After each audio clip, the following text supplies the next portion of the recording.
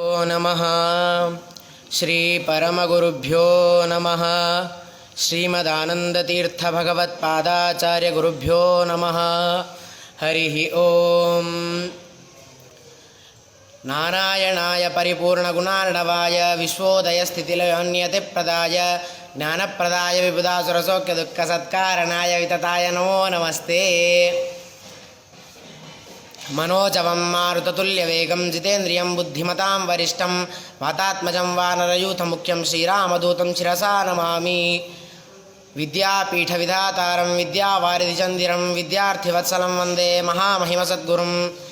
आपादमौलिपर्यन्तं गुरूणामाकृतिं स्मरेत् तेन विघ्नाः प्रणश्यन्ति सिद्ध्यन्ति च मनोरथाः.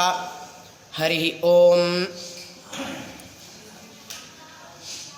ఇప్పుడు జరిగేది మధ్వోత్సవం. అందులో భాగంగా ప్రవచనోత్సవం, అందులో భాగంగా వాసుదేవ విజయం. కన్నడ భాషలో విషయం తెలుసుకోవడానికి ప్రయత్నం, అందువల్ల మనశ్శుద్ధి అవ్వడం. అందువలన మనందరి మనశ్శుద్ధి కోసం కన్నడ భాషలో శ్రీమదాచార్యుల వారి బాలలీలను తెలియజేయడానికి ప్రయత్నిస్తాను. ಶ್ರೀ ಗುರುಭ್ಯೋ ನಮಃ. ಹರಿ ಓಂ.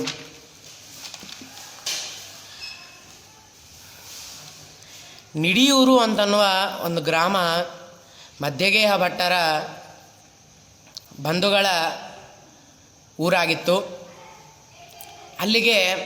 ಅಲ್ಲೊಂದು ಮದುವೆ ನಡೆಯುತ್ತಿತ್ತು. ಅಲ್ಲಿಗೆ ಮಧ್ಯಗೇಹ ಭಟ್ಟರು, ವೇದವತಿ ದೇವಿ ಮತ್ತು ವಾಸುದೇವ ಮೂರೂ ಮಂದಿ ಕಲಿತುಕೊಂಡು ಅಲ್ಲಿಗೆ ಹೋದರು. ಅಲ್ಲಿ ವಾಸುದೇವನನ್ನು ಒಂದು ಕಡೆಗೆ ಕೂಡಿಸಿ ಇವರೆಲ್ಲರೂ ಹೋಗಿ ಎಲ್ಲ ಜನರ ಹತ್ರ ಮಾತನಾಡಿಸೋದು. ಮದುವೆ ಅಂದರೆ ಗೊತ್ತಿದ್ದೇ ಅಲ್ಲ.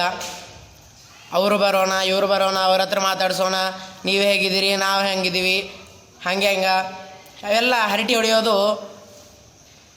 ಸಹಜ. ಆದ್ದರಿಂದಾಗಿ ಇದನ್ನೆಲ್ಲ ತಿಳ್ಕೊಂಡು ವಾಸುದೇವ ಸ್ವಜನತಾ ಪಗಮಾಗಮ ಸಂಗಮ ಪ್ರತಿಸಭಾಜಿತಪೂರ್ವಕ ಸಂಭ್ರಮೇ ಅವಿದುಷಿ ಜನನೀತಿ ಸಬಾಲಕ ಶರಣತೋ ರಣತೋ ನಿರಗಾನ್ರುಭಿ.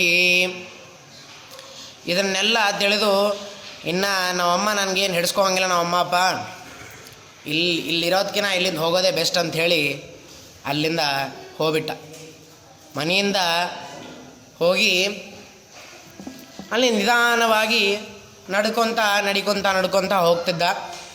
ಅಲ್ಲಿ ದಾರಿಯಲ್ಲಿರುವಂತಹ ಅವರು ಕೇಳಿದರು, ಚಿಕ್ಕ ಮಗುವೇ, ನಿನಗೆ ಎಷ್ಟು ವಯಸ್ಸಿರ್ತದೆ? ಇದ್ದರೆ ಒಂದು 2-3 ವಯಸ್ಸಿರ್ತದೆ, 2-3 ವರ್ಷ ವಯಸ್ಸಿರ್ತದೆ. ನೀನು ನಿಮ್ಮ ತಂದೆ ತಾಯಿಗಳನ್ನು ಬಿಟ್ಟು ಮನೆಯಿಂದ ಹೋಗೋದು ಸರಿಯಾದದ್ದಲ್ಲ.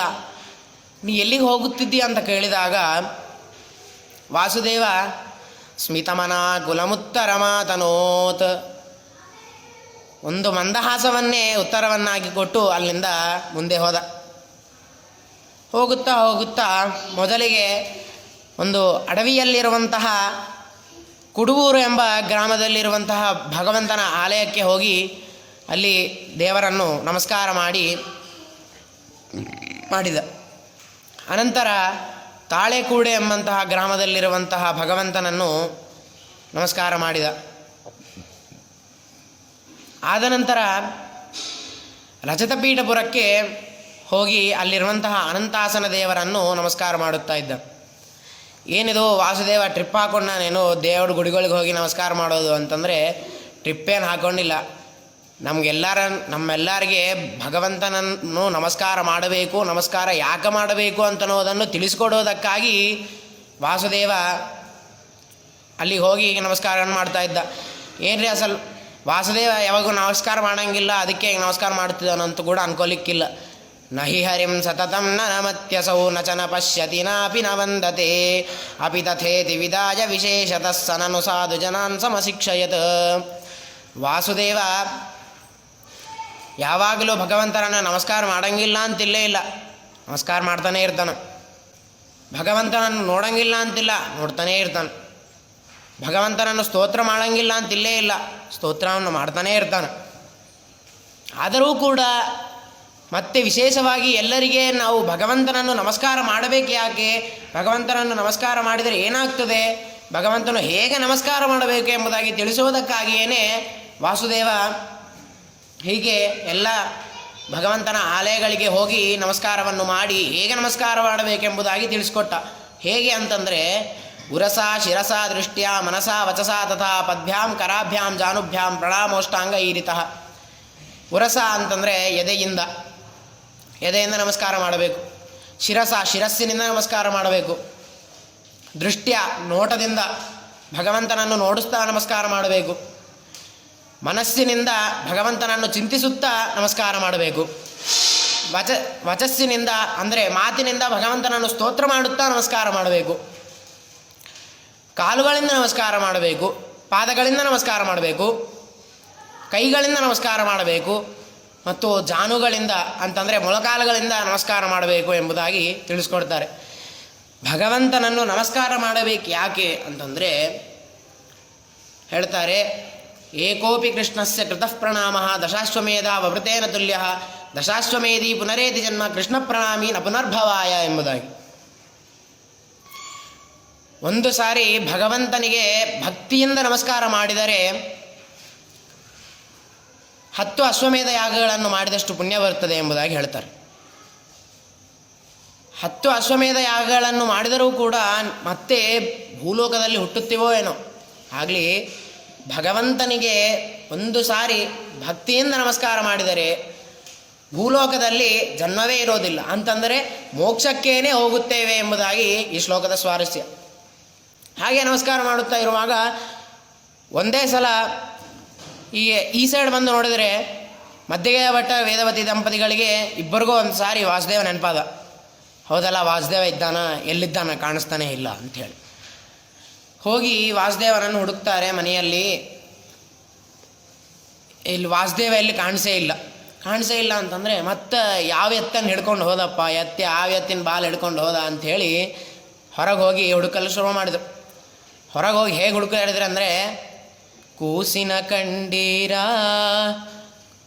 ಕುರು ಮುಖ್ಯ ಪ್ರಾಣನ ಕಂಡೀರ, ಬಾಲನ ಕಂಡೀರ ಇತ್ಯಾದಿಯಾಗಿ ಎಲ್ಲರಿಗೆ ಕೇಳ್ಕೊತ ಸಣ್ಣ ಹುಡುಗರಿ, ಚಿಕ್ಕ ಹುಡುಗ, ಒಂದು 2-3 ವರ್ಷ ಇತ್ತವ್ರಿ ಹುಡುಗಗ. ನೀವೆಲ್ಲಾದರೂ ನೋಡಿದ್ರೇನು ಹೋಗೋದು ಅಂತ ಕೇಳಿದಾಗ ಮಂದಿ ಎಲ್ಲ ಹೇಳಿದರು, ಹಾಗೆ ಹೋಗ್ತಿದ್ದಾರಿ, ಆಗ ನೋಡಿದ್ವಿ, ಸಣ್ಣ ಹುಡುಗ ಇದ್ದ ಹೋಗ್ತಿದ್ದ ಅಂತ ಹೇಳಿದ್ರು. ಆಗ ಆಯ್ತಂತ ಹೇಳಿ ಅವ್ರು ಹೇಳಿದ ಮಾರ್ಗವನ್ನು ಹಿಂಬಾಲಿಸಿ ಹೋದರು. ಅಲ್ಲಿ ವಾಸುದೇವ ಸಿಕ್ಕ. ಎಂತಹ ಮಧ್ಯಗೆಯ ಭಟ್ಟರೆಂಬಂತಹ ಜೇನು ಹುಳಕ್ಕೆ ವಾಸುದೇವ ಎಂಬಂತಹ ಮಕರಂದದಿಂದ ಸಹಿತವಾದಂತಹ ಹೂವು ಸಿಕ್ಕಿತು ಎಂಬುದಾಗಿ ವಿಶೇಷಣವನ್ನು ಕೊಡ್ತಾರೆ. ಹೆಂಗಂತಂದರೆ, ಗಾಳಿಯಿಂದ ವಾಸನೆ ಬರುತ್ತದೆ, ಅದು ಜೇನು ಹುಳಕ್ಕೆ ವಾಸನೆ ಅಂತನೋದು ಬಂದಾಗ ಆ ವಾಸನೆಯನ್ನು ಹಿಂಬಾಲಿಸಿ ಹೋಗಿ ಆ ಜೇನುಹುಳ ಅಂತನೋದು ಹೂವನ್ನು ಸೇರುತ್ತದೆ.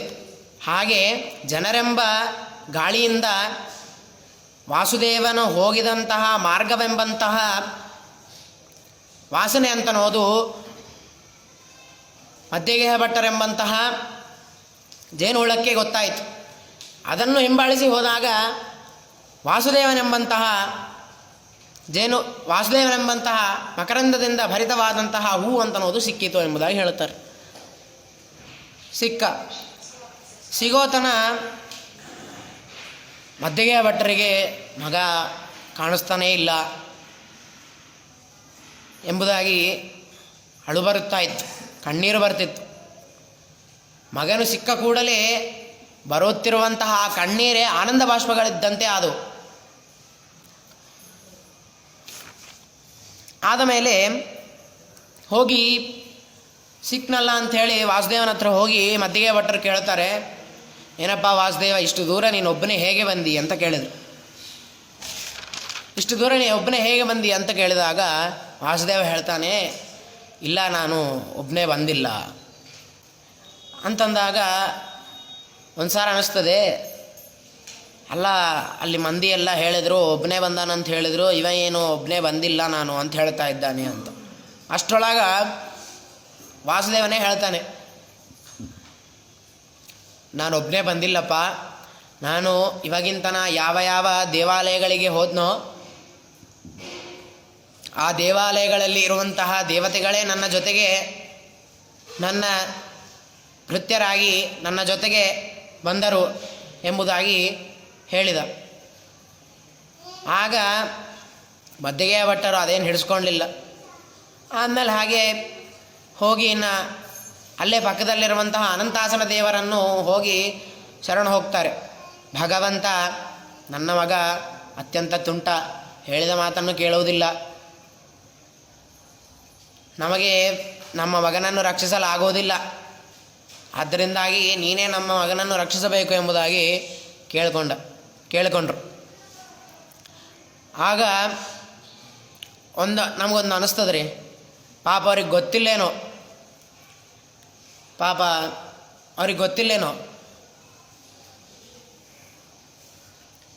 ಬಹುಶಃ ಅವ್ರಿಗೆ ಗೊತ್ತಿಲ್ಲನೋ. ಯಾಕಂತಂದರೆ ವಾಯುದೇವರ, ಭಗವಂತನ ಅತ್ಯಂತ ಕರುಣೆಗೆ ಪಾತ್ರರಾದಂತಹ ವಾಯುದೇವರೇ ಇವರ ಮಕ್ಕಳೆಂದು, ಮತ್ತು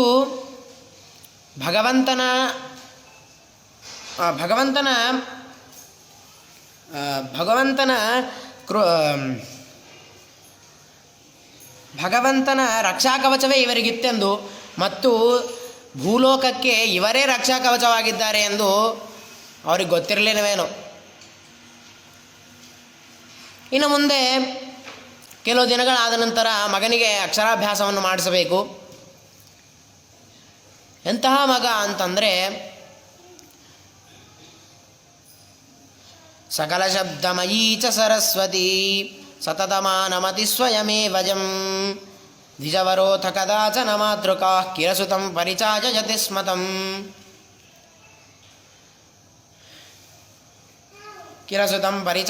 ಸ್ಮತಂ. ಯಾವ ಶಬ್ದಾಭಿಮಾನಿನಿಯಾದಂತಹ ಯಾವ ಸರಸ್ವತೀ ದೇವಿ, ಯಾವ ಮಧ್ವಾಚಾರ್ಯರ, ಯಾವ ವಾಯುದೇವರ ಪಾದಕಮಲಗಳಲ್ಲಿ ನಮಸ್ಕಾರವನ್ನು ಮಾಡುತ್ತಾ ಇರುತ್ತಾಳೆಯೋ ಅಂತಹ ವಾಸುದೇವನಿಗೆ ಅಕ್ಷರಾಭ್ಯಾಸವನ್ನು ಮಾಡಿಸಿದರು.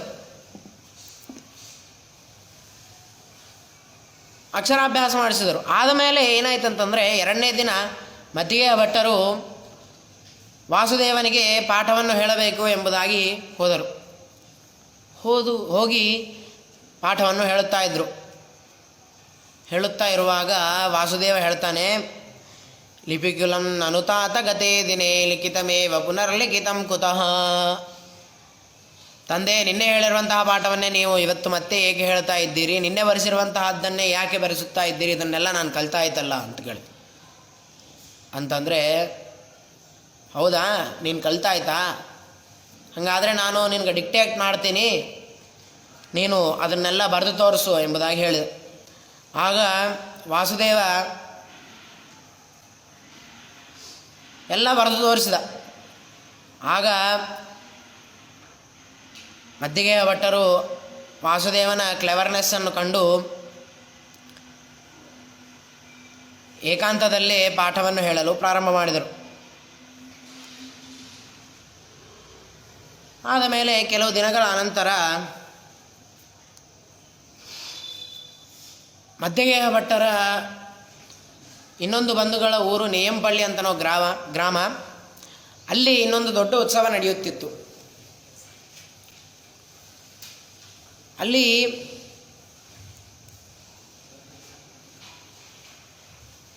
ವಾಸುದೇವನನ್ನು ಕರೆದುಕೊಂಡು ವೇದವತಿ ದೇವಿ ಹೋದ್ಲು. ಆಗ ವೇದವತಿ ದೇವಿ, ಅಲ್ಲೊಂದು ಪ್ರವಚನಕಾರ ಶಿವ ಎಂಬ ಭಟ್ಟ, ಅವನು ಪ್ರವಚನವನ್ನು ಮಾಡುತ್ತಾ ಇದ್ದ. ಆಗ ವೇದವತಿ ದೇವಿ ಹೋಗಿ ಪ್ರವಚನಕ್ಕೆ ಹೋದ್ಲು. ಈಗಿನ ಹೆಂಗಸರು ಹೇಗಿರ್ತಾರೆ ಅಂತಂದರೆ, ಮಠಕ್ಕೆ ಪ್ರವಚನಕ್ಕೆ ಬರುವುದಿಲ್ಲ. ಯಾಕೆ ಅಂತಂದರೆ, ಪ್ರವಚನ ಅಂತಂದರೆ ಯಾವ ಸಮಯ ಎತ್ತದ್ರಿ? 6:30ಯಿಂದ 7:30 ಕರೆಕ್ಟಾಗಿ ಸೀರಿಯಲ್ಗಳಿಗೆ ಮತ್ತು ಪ್ರವಚನಗಳಿಗೆ ಕ್ಲಾಶ್ ಆಗ್ತಾ ಇರುತ್ತದೆ. ಏನ್ರಿ ಹೆಂಗಾದರೂ ಯೂಟ್ಯೂಬ್ ಚಾನಲ್ನಲ್ಲಿ ಪ್ರವಚನವನ್ನು ಹೇಗಾದರೂ ಯೂಟ್ಯೂಬ್ ಚಾನಲ್ನಲ್ಲಿ ಪ್ರವಚನವನ್ನು ರೆಕಾರ್ಡ್ ಮಾಡಿ ಹಾಕ್ತಾರಲ್ಲ ಅಂಥೇಳಿ ನಾವು ಆದಮೇಲೆ ಪ್ರವಚನವನ್ನು ಕೇಳ್ತೀವಿ ಅಂಥೇಳಿ ಸೀರಿಯಲ್ ನೋಡ್ತಾ ಇರ್ತಾರೆ. ಸೀರಿಯಲ್ ನೋಡಿಲ್ಲ ಅಂತಂದರೆ ಅವರು ತಲೆಸೂಲೆ ಆಗೋಗ್ತದೆ. ಅವರು ಪ್ರವಚನವನ್ನು ಕೇಳಲು ಬರುವುದಿಲ್ಲ. ಒಂದು ವೇಳೆ ಬಂದರೆ ಏನಾಗ್ತದೆ ಅಂತಂದರೆ ಪಕ್ಕಿ ಇದ್ದವರ ಜೊತೆ ಏನೇ ನೀನು ಆ ಸರವನ್ನು ಯಾವಾಗ ತಗೊಂಡಿದ್ದಿ, ಹೇಗೆ ತಗೊಂಡಿದ್ದಿ, ಅದು ಹೇಗೆ ಇದೆ, ಅದು ಚೆನ್ನಾಗಿದೆ, ಇದು ಹೇಗೆ ಇದೆ, ಅದು ಹೇಗೆ ಇದೆ ಎಂಬುದಾಗಿ ಕಾಲ ಹರಟೆಯನ್ನು ಮಾಡುತ್ತಾ ಇರುತ್ತಾರೆ. ಆಗಲಿ ವೇದವತಿ ದೇವಿ ಹಾಗೆ ಮಾಡಲಿಲ್ಲ. ಪ್ರವಚನ ಇತ್ಯಾದಿಗಳಲ್ಲಿ ಆಸಕ್ತಿ ಇದ್ದವಳಾಗಿ ಪ್ರವಚನಕ್ಕೆ ಕೂತು ಅವನ ಮಗನನ್ನು ಕೂಡಿಸ್ಕೊಂಡು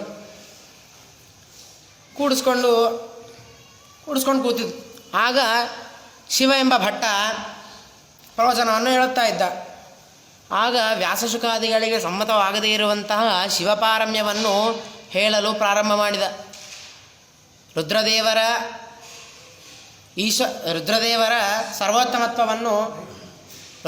ಸರ್ವೋತ್ತಮತ್ವವನ್ನು ಹೇಳಲು ಪ್ರಾರಂಭ ಮಾಡಿದ.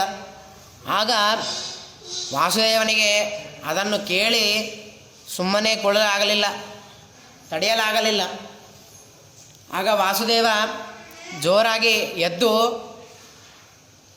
ಎಲೆ ಪುರಾಣಿಕನೇ, ನೀನು ಹೇಳುವಂತಹ ತತ್ವವು ವ್ಯಾಸಶುಕಾದಿಗಳಿಗೆ ಸಮ್ಮತವಾದದ್ದಲ್ಲ ಎಂಬುದಾಗಿ ಹೇಳಿದರು.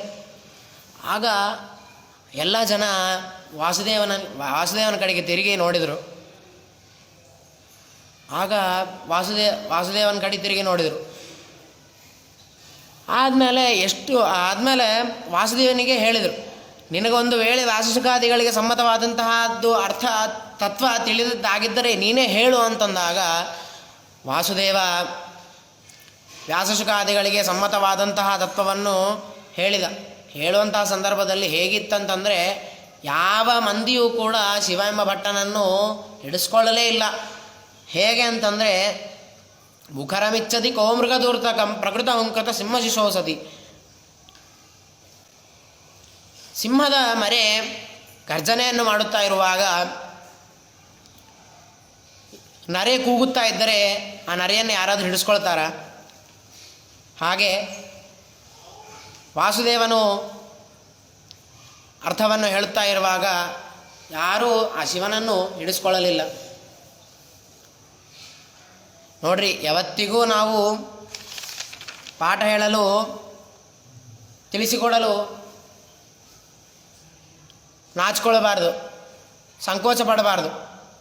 ಇಂಗ್ಲೀಷ್ನಲ್ಲಿ ಒಂದು ಕೊಯಟ್ ಇದೆ, you are never young to teach, you are never too old to learn ಎಂಬುದಾಗಿ. ನೀನು ಯಾವತ್ತಿಗೂ ಭಾಳ ಸಣ್ಣವನಲ್ಲ ಪಾಠ ಹೇಳಲಿಕ್ಕೆ. ಅಲ್ಲ, ನಾನು ಭಾಳ ಸಣ್ಣವನಾಗಿದ್ದೇನೆ, ಅವರು ದೊಡ್ಡವರಾಗಿದ್ದಾರೆ, ಅವ್ರಿಗೆ ನಾವು ಹೇಗೆ ಪಾಠ ಹೇಳೋದು ಅಂಥೇಳಿ ಯಾವತ್ತಿಗೂ ನಾವು ಸಂಕೋಚ ಪಡಬಾರ್ದು. ಮತ್ತು ನಾನು ಇಷ್ಟು ದೊಡ್ಡವನಾಗಿದ್ದೇನೆ, ನಾ ಹೇಗೆ ಓದೋದು ಅಂತ ಹೇಳಿ ನಾನು ಸಂಕೋಚವನ್ನು ಪಡಬಾರ್ದು. ಹಾಗೆ ಇದೆಲ್ಲ ಆಯಿತು. ವಾಸುದೇವ ಮನೆಗೆ ಹೋಗಿ ನಡೆದ ವೃತ್ತಾಂತವನ್ನೆಲ್ಲ ತಂದೆಗೆ ಹೇಳಿ ಕೇಳಿದ. ತಂದೆ, ನಾನು ಹೇಳಿದ್ದಂತಹ ಅರ್ಥ ಸರಿಯಾದದ್ದೋ ಅಲ್ಲೋ ಎಂಬುದಾಗಿ. ಇದನ್ನು ನೋಡಿದ್ರೆ ನಮಗೊಂದು ಗೊತ್ತಾಗ್ತದೆ. ವಾಸುದೇವ ನಮಗೊಂದು ತಿಳಿಸ್ಕೊಡ್ತಾನೆ. ಏನಂತಂದರೆ, ನಾವು ಯಾವುದೇ ಕಾರ್ಯವನ್ನು ಮಾಡಿದರೂ ಕೂಡ ದೊಡ್ಡವರಿಗೆ ಕೇಳಿ ಅದು ಸರಿಯಾದದ್ದೋ ಅಲ್ಲೋ ಎಂಬುದಾಗಿ ದೊಡ್ಡವರಿಗೆ ಕೇಳಿ ತಿಳ್ಕೊಳ್ಬೇಕು.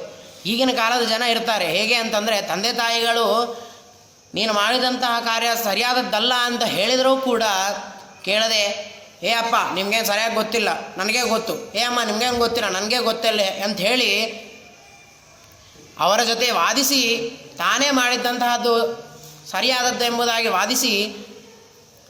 ತಾನೇ ಮಾಡಿದ್ದು ಸರಿಯಾದದ್ದೆಂಬುದಾಗಿ ನಿಶ್ಚಯ ಮಾಡಿಕೊಳ್ತಾರೆ. ಆಗ ಮಾಡೋದು ಸರಿಯಾದದ್ದಲ್ಲ. ದೊಡ್ಡವರಿಗೆ ಕೇಳಿ ನಾವು ಮಾಡಿದಂತಹ ಕಾರ್ಯ ಸರಿಯಾದದ್ದೋ ಅಲ್ಲೋ ಎಂಬುದಾಗಿ ತಿಳಿದುಕೊಳ್ಳಬೇಕು. ಹಾಗೆ ವಾಸುದೇವ ಕೇಳಿದ ಮದ್ದಿಗೆ ಭಟ್ಟರಿಗೆ, ಅಪ್ಪ ನಾನು ಹೇಳಿದಂತಹ ಅರ್ಥ ಸರಿಯಾದದ್ದೋ ಅಲ್ಲೋ ಎಂಬುದಾಗಿ ಕೇಳಿದಾಗ ಆಗ ಮದ್ದಿಗೆ ಭಟ್ಟರು ಹೇಳುತ್ತಾರೆ, ಮಗುವೇ, ನೀನು ಹೇಳಿದಂತಹ ಅರ್ಥ ಸರಿಯಾದದ್ದು ಎಂಬುದಾಗಿ ಹೇಳಿದರು. ಆದ ನಂತರ ವಾಸುದೇವನ ಉಪನಯನ.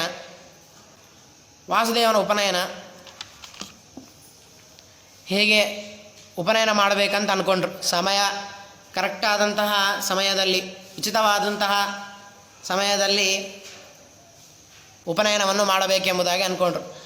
ಉಚಿತವಾದಂತಹ ಸಮಯ ಅಂತಂದರೆ ಈಗಿನ ಕಾಲದಲ್ಲಿ ಹೇಗಾಗಿಬಿಟ್ಟಿದೆ ಅಂತಂದರೆ, ನಾಳೆ ಮದುವೆ ಅಂತಂದರೆ ಇವತ್ತು ಉಪನಯನವನ್ನು ಮಾಡಿಸ್ಕೊಳ್ತಾರೆ, ಮುಂದಿನ ದಿನ ವಿವಾಹವನ್ನು ಮಾಡಿಕೊಳ್ತಾರೆ. ಅದು ಸರಿಯಾದದ್ದಲ್ಲ. 7ರಿಂದ 8ನೇ ವಯಸ್ಸು ಇದು ಸರಿಯಾದಂತಹ ವಯಸ್ಸು ಉಪನಯನವನ್ನು ಮಾಡಿಕೊಳ್ಳುವುದಕ್ಕಾಗಿ. ಹಾಗೆ ಮದ್ದಿಗೆಯ ಭಟ್ಟರು 7ನೇ ವಯಸ್ಸಿಗೆ ವಾಸುದೇವನಿಗೆ ಉಪನಯನ ಮಾಡಬೇಕೆಂಬುದಾಗಿ ನಿಶ್ಚಯಿಸಿಕೊಂಡು ಉಪನಯನವನ್ನು ಪ್ರಣಯ ಬಂಧುರ ಬಾಂಧವವಾನಸೌ ದ್ವಿಜಕುಲ ಕುಲ ಉತ್ಸವ ಮಾತನೋತ್, ತಮ್ಮ ಬಂಧುಗಳಿಂದ ಸಹಿತರಾದವರಾಗಿ ಉಪನಯನವನ್ನು ಮಾಡಿದರು. ಬಂಧುಗಳಂತಂದರೆ ತೆಲುಗುನಲ್ಲಿ ಒಂದು ಮಾತಿನಲ್ಲಿ ಬರುತ್ತದೆ. ಹೇಗಿರುತ್ತಾರೆ ಅಂತಂದರೆ,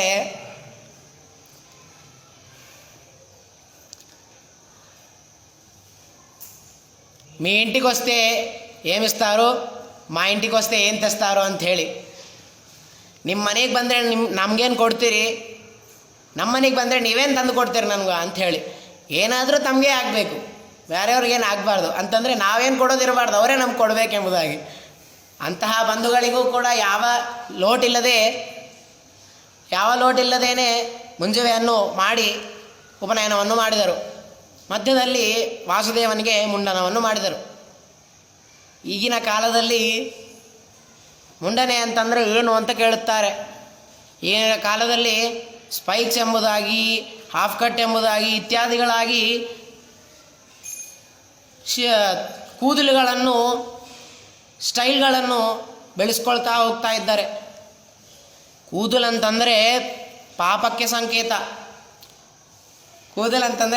ಸಂಕೇತ. ಅದನ್ನು ಅವಶ್ಯವಾಗಿ ಕೂದಲುಗಳನ್ನು ತೆಗೆದುಕೊಳ್ಳಬೇಕು ಎಂಬುದಾಗಿ ಶಾಸ್ತ್ರದಲ್ಲಿ ವಿಧಾನ ಮಾಡಿದ್ದಾರೆ. ಆದ್ದರಿಂದಾಗಿ ಮುಂಡನೆ ಅಂತನ್ನೋದನ್ನು ಮಾಡಿಕೊಳ್ಳಲೇಬೇಕು. ಇನ್ನು ಹೇಗೆ ಅಂತಂದರೆ, ಯಾರಾದರೂ ಮುಂಡನೆಯನ್ನು ಮಾಡಿಸ್ಕೊಂಡ್ರೆ ಅಂತಂದರೆ ನೀವೇನಾದರೂ ತಿರುಪತಿಗೆ ಹೋಗಿ ಬಂದೀರಾ ಅಂತ ಕೇಳ್ತಾರೆ. ಹಾಗೆ ಎಲ್ಲ ಆಯಿತು. ಮಗನಿಗೆ ಮುಂಚೆವೇ ಮಾಡಿದರು. ಆದ ನಂತರ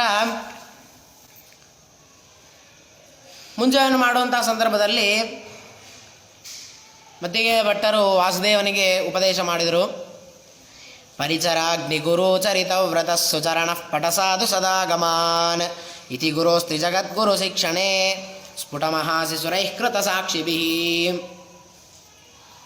ನೀನು ಅಗ್ನಿಯನ್ನು ಮತ್ತು ಗುರುಗಳನ್ನು ಚೆನ್ನಾಗಿ ಸೇವಿಸು ಮತ್ತು ಸದಾಗಮಗಳನ್ನು ಇತ್ಯಾದಿಗಳನ್ನೆಲ್ಲ, ಆಗಮಗಳು, ಶಾಸ್ತ್ರಗಳು, ವೇದಗಳು ಇವುಗಳನ್ನೆಲ್ಲ ಚೆನ್ನಾಗಿ ಅಧ್ಯಯನ ಮಾಡು ಎಂಬುದಾಗಿ ಮದ್ದಿಗೆ ಭಟ್ಟರು ವಾಸುದೇವನಿಗೆ ಉಪದೇಶ ಮಾಡಿದರು. ಇದನ್ನೆಲ್ಲ ನೋಡಿ ದೇವತೆಗಳೆಲ್ಲ ನಕ್ಕರಂತೆ.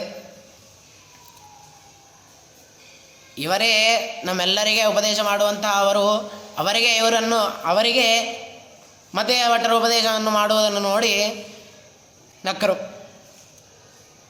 ಆದ ನಂತರ ಮುಂಜಾನೆ ಆದ 2ನೇ ದಿನ ವಾಸುದೇವನಿಗೆ ಸಂಧ್ಯಾವಂದನ ಅಗ್ನಿಕಾರ್ಯಾದಿಗಳನ್ನು ಕಲಿಸಬೇಕು ಎಂಬುದಾಗಿ, ಪಾಠವನ್ನು ಹೇಳಬೇಕು ಎಂಬುದಾಗಿ ಹೋಗುತ್ತಾ ಇರುವಾಗ, ಹೋದರೆ ಅಲ್ಲಿ ವಾಸುದೇವ ಸಪಟಕಂಡಮ ಕಿಂಚನವತ್ ಕ್ವಚಿತ್ ಸ್ವವಿಭವಾನುಚಿತಂ ಚರಣಾಧಿಕಂ ಭುವನ ಭರ್ತುರಹೋಸ್ವ ನಿಗೂಹನಂ ಸುರಸಮ ಸುಕುತೂಹಲ ಮಾತನೋತ್. ತಾನು ಜಿತಕುಮಾರ ಗುಣಂ ಸುಕುಮಾರಕಂ ನಿಜಕುಮಾರಮವೇಕ್ಷ ನಿರಂತರಂ ಸಮುಚಿತಾಚರಣೆ ಚತುರಂ ಸ್ವತಃ ಕ್ಷಿತಿಸುರೋ ಮುದಮಾಯತ ಶಿಕ್ಷಯನ್.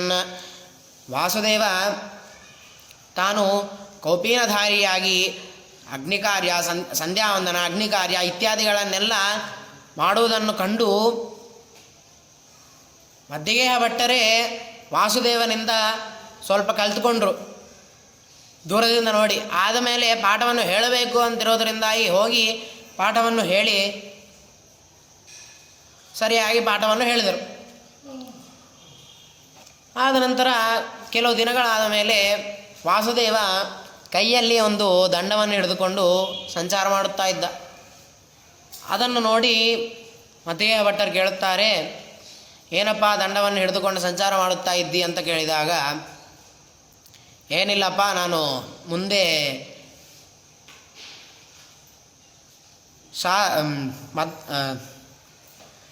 ವೇದಗಳ ಸಾರವನ್ನು ಸರಿಯಾಗಿ ತಿಳಿಸುವವನಾಗಿದ್ದೇನೆ, ಭಗವಂತನ ತತ್ವಗಳನ್ನು ಸರಿಯಾಗಿ ತಿಳಿಸುತ್ತೇನೆ ಎಂಬುದಾಗಿ ಹೇಳಿದಾಗ ಮಧ್ಯ ಭಟ್ಟರು ನಗುತ್ತಾ ಹೇಳಿದ್ರಂತೆ, ಇದು ಕಲಿಕಾಲ, ನೀನು ಮಾಡುವುದನ್ನು ಯಾವನು ಕೇಳುತ್ತಾನೆ? ನಿನ್ನ ಕೈಯಲ್ಲಿರುವಂಥ ಕಟ್ಟಿಗೆ ಚಿಗುರಿಸಿದ್ರೆ ಅದಾಗೋ ಸಾಧ್ಯ ಇದೆ ಏನೋ ಅಂತ ಹೇಳಿದ್ರು. ಅಂತಂದರೆ ಆ ಕಟ್ಟಿಗೆ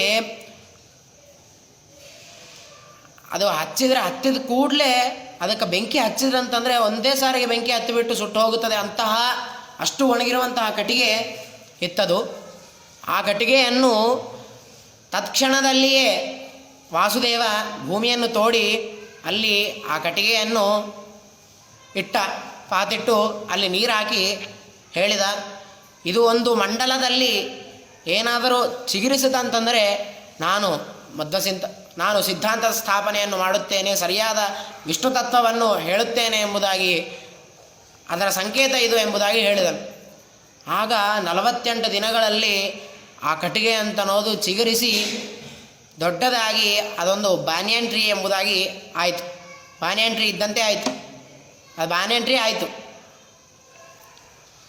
ಅದನ್ನು ನಾವು ಹೀಗೆ ಪಾಚಕ ಕ್ಷೇತ್ರದಲ್ಲಿ ಹೋದರೆ ಅದು ಈಗೂ ಕೂಡ ಅದನ್ನು ನಾವು ಕಾಣಬಹುದು. ಆದ ನಂತರ ಕೆಲವು ದಿನಗಳಾಯಿತು. ಅದನ್ನೆಲ್ಲ ಕೇಳಿದ ಮಣಿಮಂತ ಆ ಗಿಡವನ್ನು ಕಿತ್ತಿ ಹಾಕಬೇಕು ಎಂಬುದಾಗಿ, ಗಿಡವನ್ನು ಕೆಡಿಸಬೇಕು ಎಂಬುದಾಗಿ ಒಂದು ಸರ್ಪಾಕಾರದಲ್ಲಿ ಬಂದು ಸರ್ಪ ಆ ಗಿಡಕ್ಕೆ ವಿಷವನ್ನು ತುಂಬಿತು. ಕೆಳಗೆ ಬೇರುಗಳಲ್ಲಿ ವಿಷಗಳನ್ನು ಹಾಕಿದ. ಆ ಗಿಡಕ್ಕೆ ಏನಾಗ್ತದ್ರಿ, ವಾಯುದೇವರು ಅಮೃತ ರೂಪ, ಅವರ ಅಮೃತವಾದಂತಹ ಕೈಗಳಿಂದಾಗಿ ಆ ಗಿಡವನ್ನು ಇಟ್ಟಿದ್ದಾರೆ, ಸ್ಥಾಪನೆ ಮಾಡಿದ್ದಾರೆ. ಆ ಗಿಡಕ್ಕೆ ಏನಂದರೆ ಏನೂ ಆಗಲಿಲ್ಲ. ಆದ ನಂತರ ಕೆಲವು ದಿನಗಳಾಯಿತು. ವಿಮಾನಗಿರಿಯಲ್ಲಿ ವಾಸುದೇವ ಆಟನ್ನಾಡ್ತಾ ಇದ್ದ. ಆಗ ವಾಸುದೇವ ಆಟನ್ನಾಡ್ತಾ ಇರುವಂತಹ ಸಂದರ್ಭದಲ್ಲಿ ಆ ಮಣಿಮಂತ ಅಂತನೋ ದೈತ್ಯ ಮತ್ತೆ ಸರ್ಪಾಕಾರದಲ್ಲಿ ಬಂದ. ಆ ಮಣಿಮಂತ ಅಂತನೋ ದೈತ್ಯ ಯಾಕೆ ಬರ್ತಾ ಇದ್ದಾನೆ ಅಂತಂದರೆ, ಸುಮ್ಮನೆ ಯಾಕೆ ಬರ್ತಾನಪ್ಪ, ಸುಮ್ಮನೆ ಯಾಕೆ ಅಂತಂದರೆ, ಭೀಮಸೇನ ದೇವರು ಒಂದು ಸಲ ಸೌಗಂಧಿಕಾ ಪುಷ್ಪವನ್ನು ತರಲು ಹೋದಾಗ ಅಲ್ಲಿ ಕೆಲವು ಜನ ರಾಕ್ಷಸರು ಹತರಾಗಿದ್ದರು ಭೀಮಸೇನ ದೇವರಿಂದ. ಅದರಲ್ಲಿ ಅಗ್ರೇಸರನಾದಂತಹ ಮಣಿಮಂತ ಅಂತನ್ನುವ ದೈತ್ಯ ವಾಸುದೇವನನ್ನು ಕೊಲ್ಲಬೇಕು ಎಂಬುದಾಗಿ, ಪ್ರತೀಕಾರವನ್ನು ತೀರಿಸ್ಕೊಳ್ಬೇಕೆಂಬುದಾಗಿ ಬಂದ. ನೋಡ್ರಿ, ಹಾವುಗಳು ಪ್ರತೀಕಾರವನ್ನು ತೀರಿಸ್ಕೊಳ್ತವೆ. ಆದ್ದರಿಂದಾಗಿ ಹಾವಿನ ರೂಪದಲ್ಲಿ ಬಂದ. ಹಾವು ಬಂದು ವಾಸುದೇವನ ಕೆಂಪಾದಂತಹ ಪಾದಗಳಿಗೆ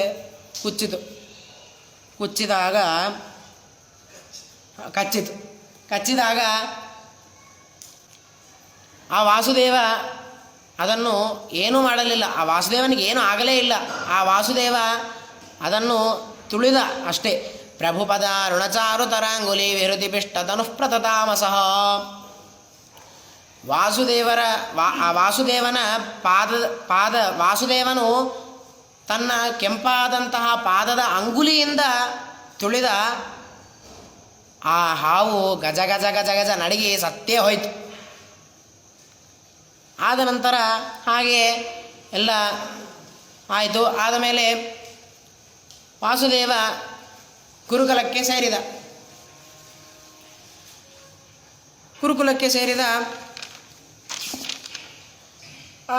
ಆಗ ಗುರುಗಳಿಗೆ ನಮಸ್ಕಾರವನ್ನು ಮಾಡೋದು. ಗುರುಗಳಿಗೆ ನಮಸ್ಕಾರ ಮಾಡೋದು ನೋಡಿ ಆಶ್ಚರ್ಯ ಆಯಿತು. ಏನಪ್ಪ ಇದು ಗುರುಗಳಿಗೆ ನಮಸ್ಕಾರ ಮಾಡ್ತಾ ಇದ್ದಾರೆ ಅಂತಂದರೆ, ಗಿರೀಶ ಗುರು ಅಮರೇಂದ್ರ ಮುಖೈಶ್ಚಯ ಚರಣರೇ ನುರಧಾರಿ ಸುರಾಧಿಪೈ ಕ್ಷಿತಿಸುರಾಂಗ್ಯಭಿವಂದನ ಪೂರ್ವಕಂ ಸವಿದದೆ ದೇನಂ ಚಲಮಾನುಷಃ.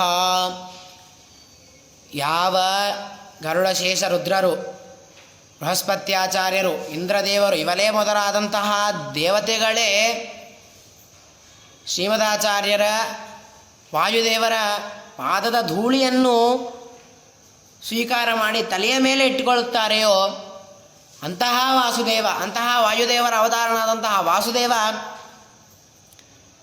ಗುರುಗಳನ್ನು ನೋಡಿ ಗುರುಗಳಿಗೆ ನಮಸ್ಕಾರ ಮಾಡುವುದು ಅತ್ಯಂತ ಆಶ್ಚರ್ಯಕರವಾಯಿತು. ಆದ ನಂತರ ಹಾಗೆ ಗುರುಕುಲದಲ್ಲಿ ಸುಮ್ಮನೆ ವಾಸವಾಗಿ ಇರ್ತಾ ಇದ್ದ, ಕಲಿಯುತ್ತಾ ಇದ್ದ. ವಾಸುದೇವ ಸುಮ್ಮನೆ ಇರ್ತಿದ್ದ. ಅದು ಹೇಗೆ ಅಂತಂದರೆ, empty vessels make more noise, fully pot keep quiet ಅಂತಂದಂಗೆ. ಅಂತಂದರೆ ಎಂಟಿ ಪಾತ್ರೆಗಳು ಅಂತಂದರೆ ಖಾಲಿ ಇರುವಂತಹ ಪಾತ್ರೆಗಳು ಭಾಳ ಸೌಂಡನ್ನು ಮಾಡ್ತವೆ. ತುಂಬ ಇರುವಂತಹ ಪಾತ್ರೆ ಯಾವುದೇ ಇರಲಿ ಅದು ಹೆಚ್ಚಾಗಿ ಸೌಂಡ್ ಮಾಡುವುದಿಲ್ಲ, ಸುಮ್ಮನೆ ಕೂತಿರ್ತದೆ, ಶಾಂತವಾಗಿರುತ್ತದೆ. ಹಾಗೆಯೇ ವಾಸುದೇವನು ಕೂಡ ಸುಮ್ಮನೆ ಇದ್ದ. ಹಾಗೆಯೇ ಕೆಲವು ದಿನಗಳು ಹಾಗೆ ಸ್ವಲ್ಪ ಆಟವನ್ನು ಹೇಳಿಸ್ಕೊಂಡ, ಎಲ್ಲ ಆಯಿತು. ಆಟವನ್ನು ಆಡಲಿಕ್ಕೆ ಪ್ರಾರಂಭ ಮಾಡಿದ. ಆಟವನ್ನು ಆಡ್ತಿದ್ರು, ಎಲ್ಲರೂ ಕಲಿತು ಆಟವನ್ನು ಆಡ್ತಿದ್ರು. ಆಗ ರನ್ನಿಂಗ್ ರೇಸನ್ನು ಇಟ್ಕೊಂಡ್ರು. ಅಲ್ಲಿ ವಾಸುದೇವ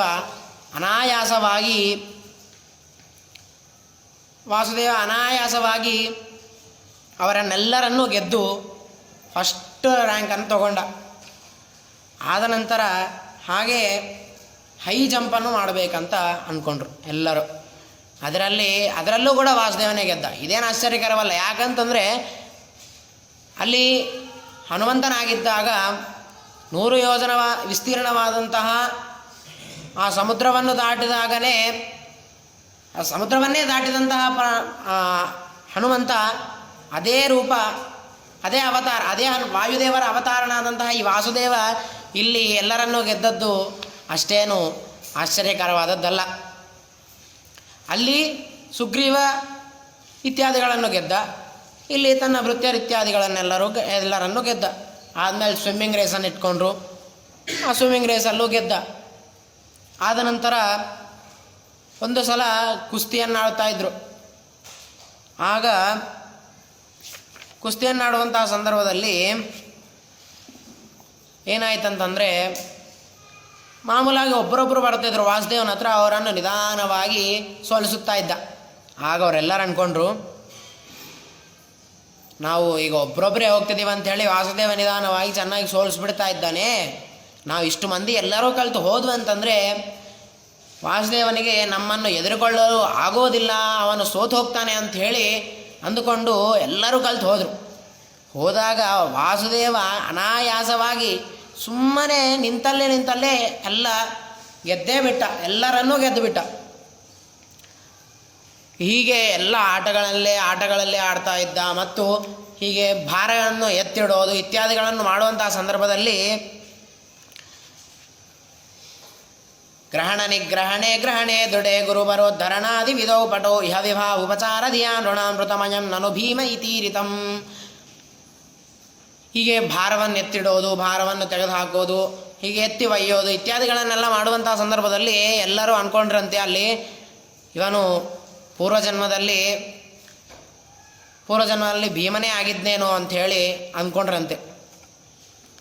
ಆದ ನಂತರ ಕೆಲವು ದಿನಗಳಾಯಿತು. ಮತ್ತು ಹೀಗೆ ಆಟಗಳನ್ನು ಆಡ್ತಾನೇ ಇದ್ದ, ಓದ್ತಾನೇ ಇದ್ದಿದ್ದಿಲ್ಲ. ಮನೆಗೆ ಹೋಗ್ತಿದ್ದ, ಲೇಟಾಗಿ ಬರ್ತಾ ಇದ್ದ, ಲೇಟಿಗೆ ಬರ್ತಿದ್ದ. ಪಾಠವನ್ನು ಸರಿಯಾಗಿ ಓದ್ತಾ ಇದ್ದಿದ್ದಿಲ್ಲ, ಬರೇ ಆಟ ಆಡ್ತಿದ್ದ ಅಂಥೇಳಿ ಗುರುಗಳಿಗೆ ಕೋಪ ಬಂತು. ವಿಹರತಿ ಇತಿ ಬಡತ್ಯ ವಿನಸ್ಫುಟಂ ಸ್ವಗೃಹಗಾಮಿನಿ ಚಾದೃತಮಾಜತಿ ಪರಿತುತೋಷಣ ತತ್ರ ಜಗದ್ಗುರು ಸಕಿಲ ಪೂಗವನಾನ್ವಯಸೋದ್ವಿಜ. ಕೋಪ ಬಂದು ಒಂದು ಸಲ ವಾಸುದೇವನ ಹತ್ರ ಬಂದು ಪಟಸಿನೋ ಶಟತೆ ಸಖಿಭಿಸ್ಸಮಂ ಎಂಬುದಾಗಿ, ಎಲೆ ವಾಸುದೇವನೇ ನೀನು ನಿಮ್ಮ ಗೆಳೆಯಂದ್ರ ಜೊತೆ ಅಸಲು ಓದ್ತೀಯೋ ಇಲ್ಲೋ ಅಂಥೇಳಿ ಬೈದುಬಿಟ್ರು. ಮೂರ್ಖ ಅಂತ ಹೇಳಿ ಬೈದರು. ಆಗ ವಾಸುದೇವ ಅಂದ, ಗುಣನಿಕಾಚರಣಾಧಿಕ ಗೋಚರ ನಮಮ ಹೃದಯಿತೇತ್ಯುದಿದೆ ಮುನಾ. ನೀವೇನು ಹೇಳ್ತೀರ್ರಿ ಪಾಠ ಹೇಳಿ, ಇದನ್ನು 4 ಸಾರನು 24 ಸಾರನು 108 ಸಾರನು ಅಂತ ಹೇಳಿ ಅಷ್ಟಷ್ಟು ಸಾರ ಅಂದು ಅಷ್ಟಷ್ಟು ಸಾರ ಅಂದರೆ ನಿಮ್ಗೆ ಬರ್ತದೆ ಅಂಥೇಳಿ ಅಷ್ಟಷ್ಟು ಸಾರ ಅನ್ನೋದು ನೀವು ಓದ್ರಿ ಅಂತ ಹೇಳ್ತೀರಿ. ನನಗೇನು ಅಷ್ಟು ಅನ್ನೋದು ಬೇಕಾಗಿಲ್ಲ, ನನಗೆ 1 ಸಾರ ಅಂದರೆ ಬಂದುಬಿಡ್ತದೆ ಅಂತ ಹೇಳಿದೆ. ನನಗೆ ಅದೆಲ್ಲ ನಂಗೆ ಸರಿ ಹೋಗಂಗಿಲ್ಲ ರೀ, ನಾ 1 ಸಾರ ಅಂತೆ ನನಗೆ 1 ಸಾರ ಬಂದುಬಿಡ್ತದೆ ಅಂತ ಹೇಳಿದ. ಆಗ ಗುರುಗಳಂದರು, ಹೌದಾ ಮಗನೇ, ನಿನಗೆ 1 ಸಾರ ಅಂದರೆ ಬಂದುಬಿಡ್ತದೇನು, ನಿನಗೆಲ್ಲ ಗೊತ್ತೇನು ಅಂತ ಕೇಳಿ ನಿನಗೊಂದು ವೇಳೆ ಎಲ್ಲ ಗೊತ್ತೇನು ಅಂತ ಕೇಳಿದಾಗ ಗೊತ್ತೇನಂತ ಕೇಳಿ ನಿನಗೊಂದು ವೇಳೆ ಎಲ್ಲ ಗೊತ್ತಿದ್ದಿದ್ರೆ ಮುಂದಿನ ಯಾವುದೋ ಒಂದು ಪಾಠವನ್ನು ನೀನು ಹೇಳು ಅಂತ ಹೇಳಿ ಯಾವುದೋ ಒಂದು ಪಾಠವನ್ನು ಹೇಳು ಅಂತಂದಾಗ ಸಕಲ ಲಕ್ಷಣ ಶಿಕ್ಷಣ ಮೂಲಭೂಷ್ಟ ಶ್ರುತಿ ಸಮಾಮನನಂ ಸ್ಖಲನೋಜ್ಜಿತಂ ನ ಖಲು ಕೇವಲಮಸ್ಯ ಗುರೋರ್ವ್ಯದಾತ್ ಸುಮನಸಾಮಪಿ ತತ್ರ ಕುತೂಹಲಂ. ವಾಸುದೇವ ವೇದಗಳಿಗೆ ಬೇಕಾದಂತಹ ಷಡಂಗಗಳಿಂದ ಸಹಿತವಾದಂತಹ ತನ್ನ ಸ್ಖಲನರಹಿತವಾದಂತಹ ಉಚ್ಚಾರಣೆಯನ್ನು ಮಾಡಿ ಸ್ಖಲನವಿಲ್ಲದೇ ಇರುವಂತಹ ಉಚ್ಚಾರಣೆಯನ್ನು ಮಾಡಿ ವೇದವನ್ನು ಸರಿಯಾಗಿ ಉಚ್ಚಾರಣೆ ಮಾಡಿದ. ಅದನ್ನು ನೋಡಿ ಅಲ್ಲಿರುವಂತಹ ಗುರುಗಳಿಗೆ ಶಿಷ್ಯರಿಗೆ ಆಶ್ಚರ್ಯವಾಯಿತಂತಂದರೆ ಏನು, ಶಿಷ್ಯರಿಗಷ್ಟೇ ಅಲ್ಲ ಮೇಲಿರುವಂತಹ ದೇವತೆಗಳಿಗೂ ಕೂಡ ಆಶ್ಚರ್ಯವಾಯಿತು ಅಂತ ಹೇಳ್ತಾರೆ. ಸುಮನಸಾಪಿ ತತ್ರ ಕುತೂಹಲಂ ಎಂಬುದಾಗಿ ಅಲ್ಲಿರುವಂತಹ ದೇವತೆಗಳು, ಪಕ್ಕಿ ಇರುವಂತಹ ಬ್ರಾಹ್ಮಣರಿಗೂ ಅಲ್ಲಿರುವಂತಹ ಶಿಷ್ಯರಿಗೆ ಎಲ್ಲರಿಗೂ ಕೂಡ ಆಶ್ಚರ್ಯವಾಯಿತು ಈ ವಾಸುದೇವ ವೇದೋಚ್ಚಾರಣೆ ಮಾಡೋದನ್ನು ಕೇಳಿ ಎಂಬುದಾಗಿ ಹೇಳುತ್ತಾರೆ. ಆದ ನಂತರ ಕೆಲವು ದಿನಗಳಾಯಿತು. ಪ್ರಿಯ ವಯಸ್ಯ ಶಿರೋ ಗುರುವೇದನಾಮ ಶಮಯತ್ ಸಹಜಾಮ ವಿದುಸ್ಸಹಾಂ ಸವಿಪಿನೇ ವಿಜನೆ ಮುಖವಾಯುನ ಶ್ರವಣ ಗೋಚರಿತೇನ ಕದಾಚನ. ಗುರುಗಳ ಮಕ್ಕಳಾದಂತಹ ವಾಸುದೇವ ಅಂತನ್ನುವ ಅವನಿಂದ ಸಹಿತನಾಗಿ ಈ ವಾಸುದೇವ ಒಂದು ಅಡವಿಯಲ್ಲಿ ಸಂಚಾರ ಮಾಡುತ್ತಾ ಇದ್ದರು. ಆಗ ಏನಾಯ್ತಂತಂದರೆ ಆ ವಾಸುದೇವನಿಗೆ ಹುಟ್ಟಿದಾಗಿನಿಂದಲೂ ಕೂಡ ಭಯಂಕರವಾದಂತಹ ತಲೆನೋವು ಅಂತ ಅನ್ನೋದಿತ್ತು. ಆಗಲೂ ಕೂಡ ಒಂದೇ ಸಾರಿಗೆ ಅದು ಅಟ್ಯಾಕ್ ಆಯಿತು, ಒಂದೇ ಸಾರಿಗೆ ಘೋರವಾದಂತಹ ತಲೆನೋವು ಬಂತು.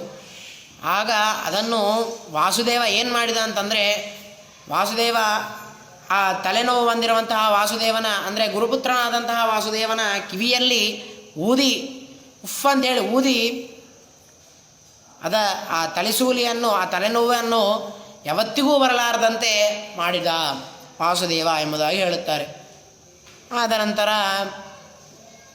ಗುರುಗಳಿಗೆ ಗುರುದಕ್ಷಿಣೆ ಅಂತ ಅನ್ನೋದನ್ನು ಕೊಡಬೇಕು.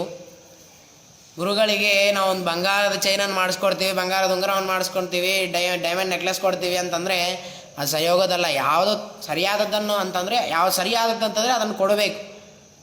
ಆದ್ದರಿಂದಾಗಿ ವಾಸುದೇವ ಗುರುಗಳನ್ನು ಏಕಾಂತದಲ್ಲಿ ಗುರುಗಳ ಹತ್ರ ಹೋಗಿ, ವಾಸುದೇವ ಸಾಕ್ಷಾದತೋಪನಿಷದೋ ವಿಭುರ ಇತರೇಯ ಪಾಠಚ್ಚಲೇನ ವಿಜನೇರ್ಥರ ಸಾಂಬ್ರುವಾಣಃ ಅಧ್ಯಾಪಕಾಯ ವಿತತಾರ ವಿಮೋಕ್ಷ ಬೀಜಂ ಗೋವಿಂದ ಭಕ್ತಿ ಮುಚಿತಾಂ ಗುರುದಕ್ಷಿಣಾಂ ಸಹ. ವಾಸುದೇವ ಮೋಕ್ಷಕ್ಕೆ ಕಾರಣವಾದಂತಹ ಐತರೇಯ ಉಪನಿಷತ್ತನ್ನು ಗುರುಗಳಿಗೆ ಉಪದೇಶವನ್ನು ಮಾಡಿ ಗುರುದಕ್ಷಿಣೆಯನ್ನಾಗಿ ಕೊಟ್ಟು ನಮಸ್ಕಾರ ಮಾಡಿ ಬಂದರು. ಆದ ನಂತರ ಅಲ್ಲಿರುವಂತಹ ವಿದ್ಯಾರ್ಥಿಗಳಿಗೆ ಏನಾದರೂ ಕೊಡಬೇಕಲ್ಲ ಅಂಥೇಳಿ ಅಲ್ಲಿ ಗುರುಕುಲದಲ್ಲಿ ಎಲ್ಲ ಸೌಕರ್ಯಗಳು ಇದ್ವು. ಗುರುಕುಲದಲ್ಲಿ ಎಲ್ಲ ಸೌಕರ್ಯಗಳಿದ್ವು, ಆಗಲಿ ನೀರಿನ ಸೌಕರ್ಯ ಅಂತನೂ ಸರಿಯಾಗಿ ಇದ್ದಿದ್ದಿಲ್ಲ. ಆಗ ಆ ವಾಸುದೇವ ಏನು ಮಾಡಿದ ಅಂತಂದರೆ, ಒಂದು ದಂಡವನ್ನು ತಗೊಂಡು ಅಲ್ಲಿರುವಂತಹ ಒಂದು ಜಾಗದಲ್ಲಿ ದಂಡವನ್ನು ನೆಲಕ್ಕೆ ಹಾಕಿ ಅಪ್ಪಳಿಸಿದ. ಆಗ ಅಲ್ಲಿಂದ ಸ್ವಲ್ಪ ಸ್ವಲ್ಪ ಸ್ವಲ್ಪ ಸ್ವಲ್ಪ ನೀರು ಬರೋದು ಸ್ಟಾರ್ಟ್ ಆಯಿತು. ಅದೇ ಮುಂದೆ ದಂಡತೀರ್ಥ ಎಂಬುದಾಗಿ ಆಯಿತು. ಆ ದಂಡತೀರ್ಥವನ್ನೇ ಆ ವಿದ್ಯಾರ್ಥಿಗಳಿಗೆ ದಂಡತೀರ್ಥವನ್ನೇ ಅವರಿಗೆ ಕೊಟ್ಟ. ಆದ ನಂತರ ದೇವತೆಗಳೆಲ್ಲರೂ ಬಂದು ಪ್ರಾರ್ಥನೆ ಮಾಡುತ್ತಾರೆ ವಾಸುದೇವನಿಗೆ.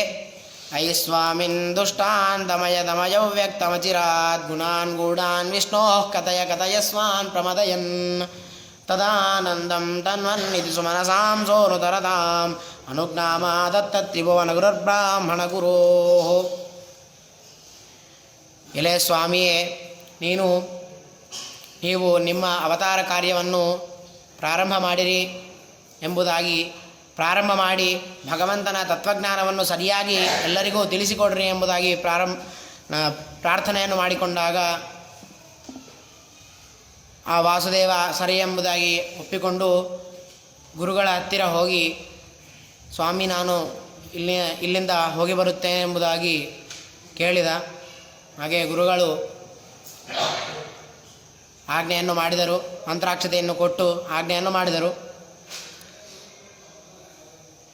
ಎಂಬುದಾಗಿ ಹೇಳುತ್ತಾ ನನ್ನ ಈ 2 ಮಾತುಗಳನ್ನು ಮುಗಿಸುತ್ತಾ ಇದ್ದೇನೆ. ಸಮಯಸ್ತು ಅಲ್ಪಃ ವಿಷಯಸ್ತು ವ್ಯಾಲಃ ಅಹಂತು ಬಾಲಃ. ಸಮಯ ಬಹಳ ಕಡಿಮೆ ಇದೆ, ವಿಷಯ ಅಂತ ಅನ್ನೋದು ಬಹಳ ದೊಡ್ಡದಿದೆ, ನಾನು ಬಹಳ ಚಿಕ್ಕವನಾಗಿದ್ದೇನೆ ಈ ವಿಷಯದಲ್ಲಿ ಎಂಬುದಾಗಿ ಹೇಳುತ್ತಾ ನನ್ನ ಈ 2 ಮಾತುಗಳನ್ನು ಮುಗಿಸುತ್ತಾ ಇದ್ದೇನೆ. ಮಧ್ವೇಶಾರ್ಪಣಮಸ್ತು. ಶ್ರೀಕೃಷ್ಣಾರ್ಪಣಮಸ್ತು.